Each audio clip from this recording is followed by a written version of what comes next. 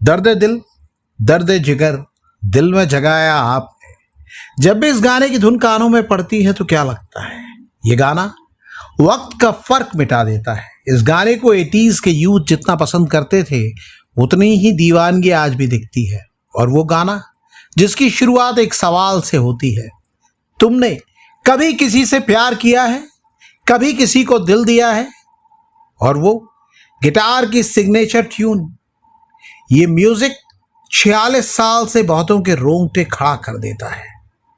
ये गाने साल 1980 में आई फिल्म कर्ज के हैं और आज भी हर महफिल की जान माने जाते हैं। ओम शांति ओम का धमाकेदार डांस, एक हसीना थी का वो थ्रिलर सस्पेंस वाला म्यूजिक, लक्ष्मीकांत प्यारेलाल और आनंद बख्शी ने इन गानों के जरिए एक इतिहास ही रच दिया था। आज कर्ज फिल्म को हिंदी सिनेमा की कल्ट क्लासिक फिल्मों में गिना जाता है। पुनर्जन्म और बदले की थीम पर बनी इस फिल्म को आज मील का पत्थर माना जाता है। लेकिन क्या आप जानते हैं कि आज जिस फिल्म को हम और आप एक मास्टरपीस कहते हैं, जब साल 1980 में वो रिलीज हुई थी तो बॉक्स ऑफिस पर उसका हश्र क्या हुआ था। शायद आज यकीन करना मुश्किल हो कि सदाबहार म्यूजिकल फिल्म को रिलीज के शुरुआती हफ्तों में सुपर फ्लॉप घोषित कर दिया गया था। जी हाँ, ये सच है, एक कड़वा सच। इस फिल्म के फ्लॉप होने का दर्द इतना गहरा था कि इसने फिल्म की पूरी टीम को झकझोर कर रख दिया था। लेकिन सबसे बुरा असर हुआ फिल्म के लीड हीरो यानी सबके चहेते चिंटू जी यानी ऋषि कपूर पर।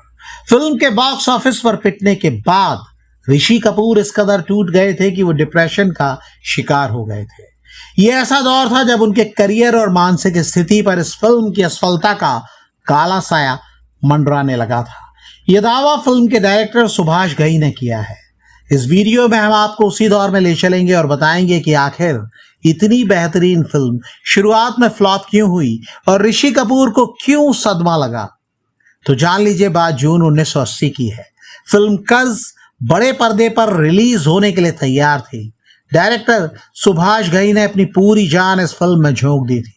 मुक्ता आर्ट्स के बैनर तले बनी फिल्म की स्टार कास्ट भी बहुत दमदार थी। ऋषि कपूर, टीना मुनीम, सिमी ग्रेवाल, राजकिरण, प्रेमनाथ, प्राण और दुर्गा खोटे जैसे दिग्गज कलाकार इस फिल्म में थे।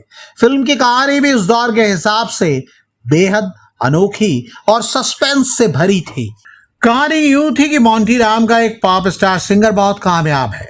मोंटी स्टेज पर अपनी परफॉर्मेंस से आग लगा देता है, लेकिन अचानक उसे कुछ धुंधली यादें, कुछ रहस्यमयी बातें परेशान करने लगती हैं।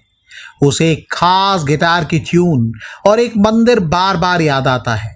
धीरे धीरे कहानी की परतें खुलती हैं और मोंटी को एहसास होता है कि ये यादें उसके इस जन्म की नहीं बल्कि पिछले जन्म की हैं। उसे पता चलता है कि पिछले जन्म में वो एक अमीर कारोबारी रवि वर्मा था।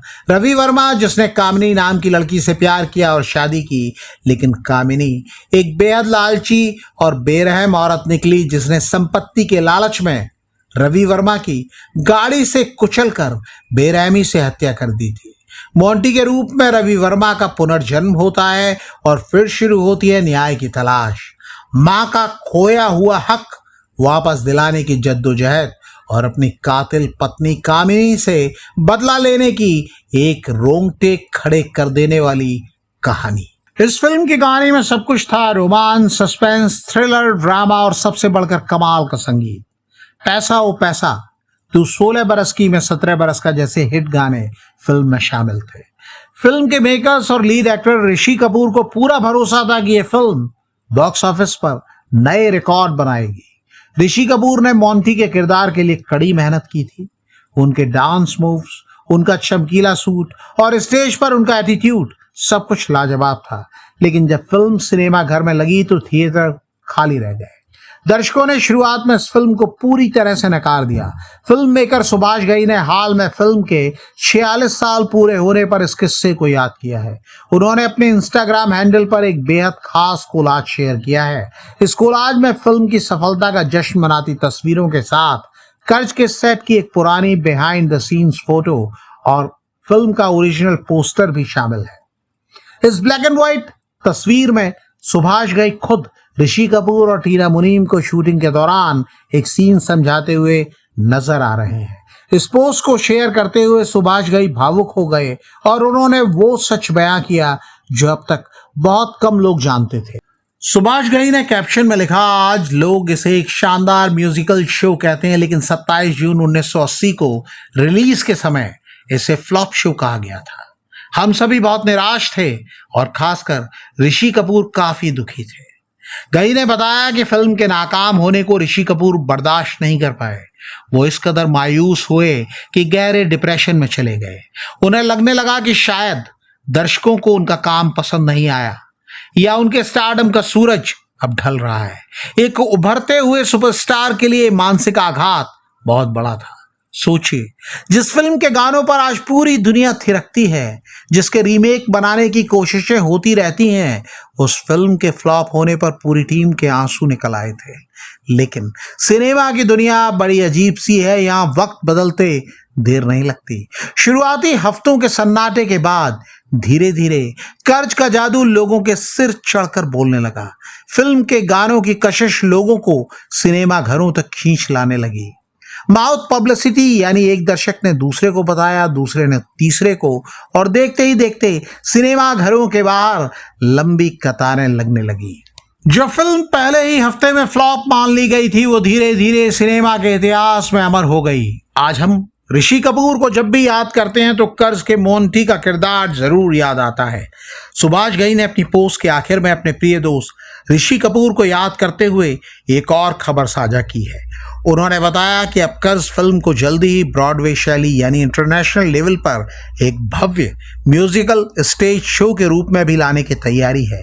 यानी जो जादू 1980 में शुरू हुआ था वो आज 2026 में भी दिख सकता है। कर्ज की ये कहानी बताती है कि कला और कड़ी मेहनत कभी बेकार नहीं जाते।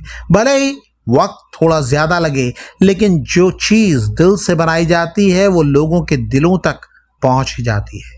ऋषि कपूर आज हमारे बीच नहीं है, लेकिन मोंटी के किरदार के जरिए वो यादों में जिंदा हैं और जिंदा रहेंगे। दोस्तों, कर्ज फिल्म का आपका सबसे पसंदीदा गाना कौन सा है, और जब आपने फिल्म पहली बार देखी थी तो आपको इसका कौन सा सीन सबसे ज्यादा पसंद आया था? हमें कमेंट करके बताइएगा जरूर। मिलते हैं अगले वीडियो में, तब तक के लिए ओम शांति ओम।